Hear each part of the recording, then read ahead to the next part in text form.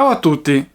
In questo video vi mostrerò come fare i famosissimi chipotle. I chipotle non sono altro che peperoncini affumicati e penso che il Messico sia il maggior consumatore di questa specialità. Normalmente si utilizzano peperoncini poco piccanti e carnosi, un po' come gli jalapeno. Dato che ho tantissimi friggitelli, noi utilizzeremo questi, ma si può utilizzare benissimo anche i peperoni, quelli classici quadrati che si comprano al supermercato.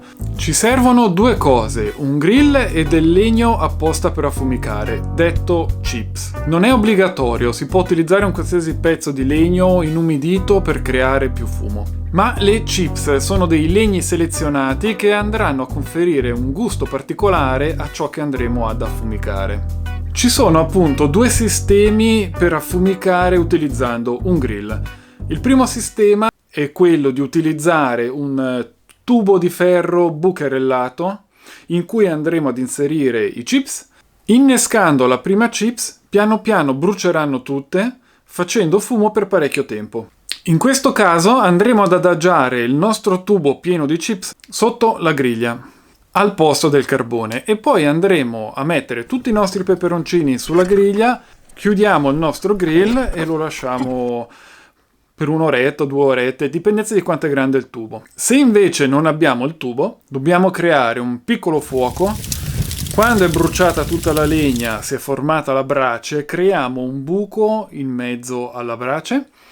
Andiamo ad inserirci le chips precedentemente lasciate in ammollo nell'acqua, così che bruciano meno velocemente, e le mettiamo in mezzo a questo foro che abbiamo fatto. Però dobbiamo spostare questo fuoco il più possibile sul lato, perché non dobbiamo andare a cuocere i nostri peperoncini, li dobbiamo affumicare. Quindi i peperoncini non devono stare sopra la brace. E trascorse un paio d'ore, i nostri chipotle saranno pronti. Se vogliamo appunto velocizzare il processo di affumicazione, basta tagliare in 2 i peperoncini. Adesso che abbiamo ottenuto i nostri chipotle, li possiamo utilizzare così per fare un qualsiasi cosa, un piatto messicano. Oppure li essicchiamo nel nostro essiccatore e vedrete che basteranno poche ore perché hanno già perso gran parte dell'acqua sul grill, così da poterli conservare in un barattolo di vetro con la chiusura ermetica, e quando ne abbiamo bisogno li possiamo polverizzare o tagliare a pezzettini. Ma seguitemi, perché adesso vi faccio vedere come fare una salsa chipotle strepitosa. Andiamo. Per la salsa chipotle teniamo come base la salsa dell'ultima volta che abbiamo fatto, con alcune modifiche.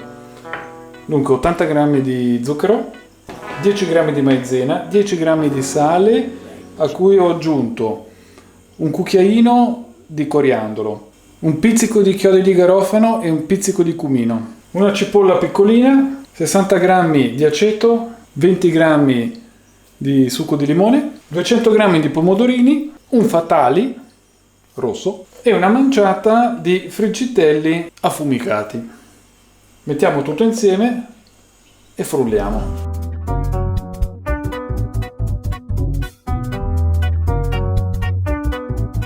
Adesso andiamo a mettere tutto nel padellino e lo cuociamo per un paio di minuti. Se è troppo liquida la lasciamo cuocere ancora un minuto. Quando ritenete che sia abbastanza densa, mettetela nel contenitore. Ricordate che la maizena renderà la salsa ancora più densa una volta che si sarà raffreddata.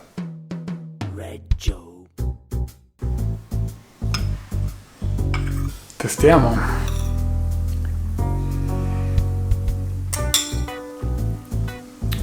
Buonissima.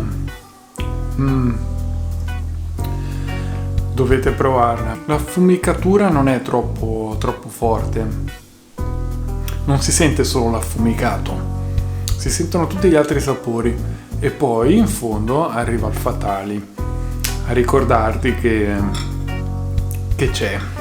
In conclusione, abbiamo visto come creare una salsa chipotle strepitosa. Si abbina perfettamente a qualsiasi piatto messicano, logicamente, e ai piatti da grill, ma provatelo anche semplicemente come dip. Mi piacerebbe sapere che cosa ne pensate di questa salsa. Noi ci rivedremo nel prossimo video. Grazie di avermi seguito e Piccanti saluti!